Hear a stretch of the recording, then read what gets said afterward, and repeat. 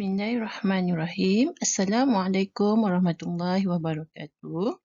Pada hari ini kita akan belajar pada pelajaran ibadat darjah 6 bagi pelajaran yang kelima yang bertajuk I'tikaf. Sebelum kita memulakan pelajaran, cikgu harap semua murid dapat membuka kitab ibadat darjah 6 beserta buku ringkasan nota yang cikgu telah berikan. Boleh lihat dalam, pada kitab ibadat pada muka surat 65 hingga 68 dan untuk ringkasan nota boleh rujuk pada muka surat 14.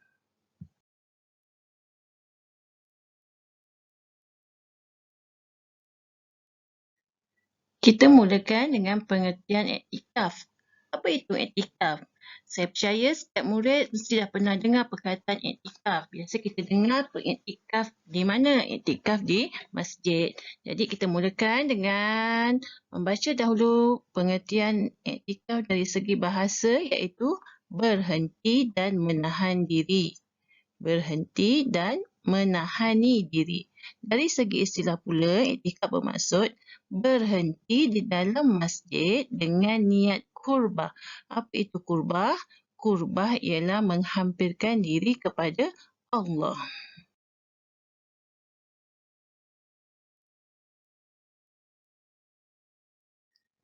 Seterusnya kita lihat dalil pensyariatan i'tikaf daripada firman Allah Ta'ala dalam surah Al-Baqarah ayat 187 yang berbunyi A'udzubillahi minasyaitonirrajim wala tubashiruhunna wa antum akifuna fil masajid dan janganlah kamu subuhi isteri-isteri kamu ketika kamu beriktikaf di masjid.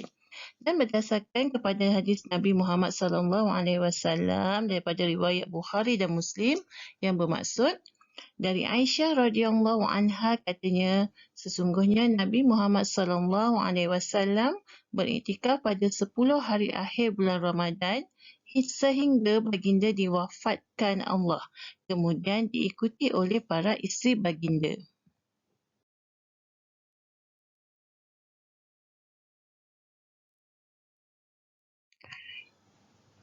Apa hukum beriktikaf? Hukum beriktikaf di masjid adalah sunat muakkad dan waktu yang paling afdal iaitu waktu yang paling baik untuk beriktikaf ialah pada 10 hari terakhir Ramadan. Kenapa? Kerana pada 10 hari terakhir Ramadan itu semua umat Islam akan berebut-rebut untuk mendapatkan malam Lailatul Qadar. Kerana apa? Kerana orang yang menghidupkan Lailatul Qadar akan diampunkan dosa-dosanya.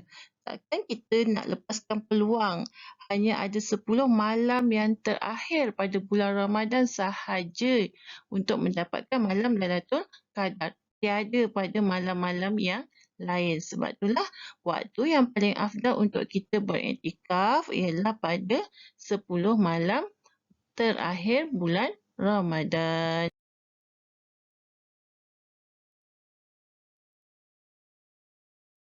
Cara untuk kita menghidupkan dan mendapatkan malam Lailatul Qadar.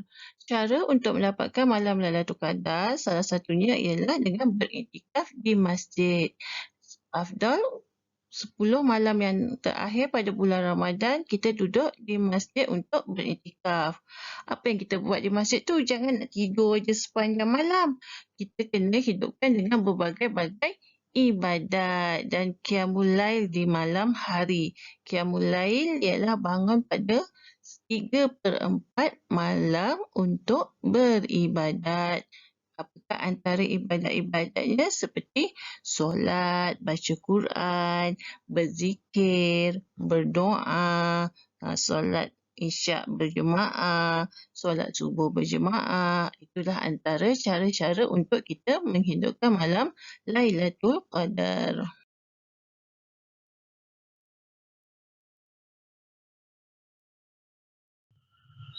Seterusnya kita lihat berapakah rukun iktikaf dan apakah ia.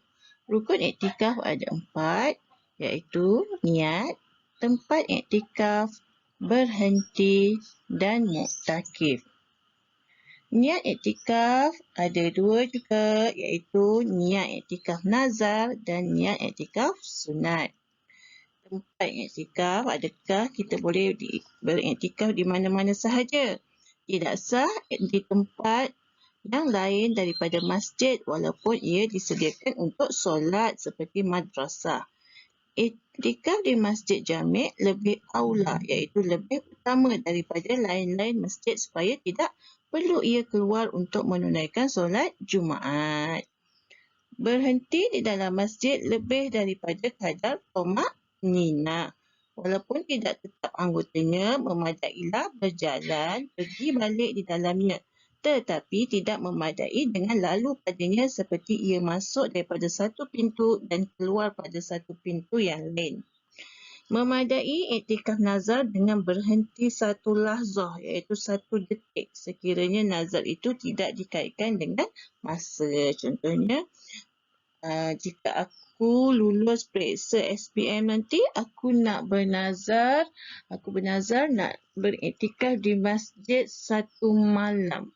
Maknanya dia tak bolehlah duduk di masjid satu lahzah sahaja. Dia kena duduk satu malam. Tapi kalau tiada kaitan dengan ditetapkan dengan masa, tiada ditetapkan nak iktikaf satu malam ataupun 2 malam, hanya diniatkan nazar untuk beriktikaf di masjid, maka dia beriktikaf dengan kadar satu lahzah pun sudah memadai.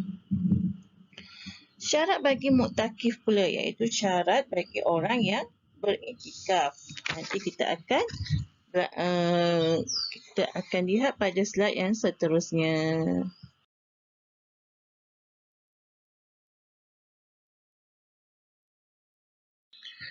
Niat iktikaf tadi kita sudah belajar, iaitu niat iktikaf ada dua, niat iktikaf nazar dan niat iktikaf sunat. Niat iktikaf nazar hendaklah diniatkan fardu. Sebab apa? Sebab dia dah dikira sebagai wajib kita melaksanakan nazar untuk beriktikaf di masjid. Niatnya ialah, jika kita berniat-niat iktikaf nazar, nawaitul iktikafal mafruda lillahi ta'ala. Sahaja aku iktikaf yang difardukan kerana Allah Ta'ala. Ataupun kita boleh niat nawaitu fardal iktikafi lillahi ta'ala. Sahaja aku melakukan fardu iktikaf kerana Allah Ta'ala. Dan jika kita niat iktikaf sunat, ketika bila ni niat iktikaf sunat? Ketika kita masuk ke ruangan masjid. Tak kira bila-bila, tak perlunya pada 10 malam terakhir Ramadan. Bila-bila sahaja kita masuk ke ruangan masjid, biasanya dekat pintu masjid tu akan ditulis niat iktikaf. Jadi jangan lupa setiap kali masuk masjid, mulakan dengan langkah kanan dan baca niat iktikaf di atas ruangan pintu masjid jika kamu tidak ingat niat iktikaf. Jadi, kita masuk masjid tu, kita secara tak langsung dapat pahala beriktikaf. Baik, niat iktikaf sunat iaitu nawaitu iktikafa lillahi ta'ala. Sahaja aku iktikaf kerana Allah Ta'ala. Atau nawaitu sunnatal iktikafi lillahi ta'ala. Sahaja aku melakukan sunat iktikaf kerana Allah Ta'ala.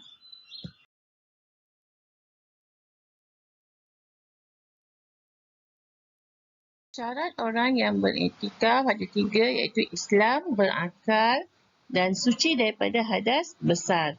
Berakal bermaksud mumayyiz, maka sah iktikaf kanak-kanak yang telah mumayyiz dan tidak sah iktikaf bagi orang yang gila.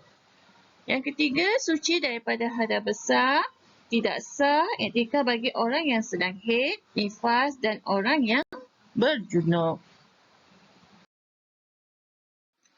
Untuk akhirnya, sebagai pengukuhan, kita lihat soalan-soalan latih tubi. Murid-murid sudah jawab soalan berikut di dalam buku tulis Ibadat Darjah 6 ya. Yang pertama, apakah pengertian iktikaf pada bahasa dan istilah? Yang kedua, nyatakan hukum melakukan iktikaf.